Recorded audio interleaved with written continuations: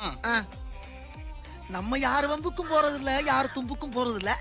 நம்ம உண்டு, நம்ம சோழி உண்டுன்னு போயிடுறது. டீமெட்டு கூட்டிட்டு போங்க. கண்டிப்பாக மேட்ச் போய் அடிச்சிடலாம். இங்கே பாருங்க, தலைவன் ரிவே பண்ணிவிட்டா சூப்பராக சர்வே பண்ணிட்டு உட்காந்துருந்தான். சரி கீப் இட் அப் அப்படின்னா திடீர்னு ஒரு எனிமி உய் அப்படின்னு போனான். எனக்கெல்லாம் உயிரே போயிருச்சு. எப்படியோ பார்க்கல.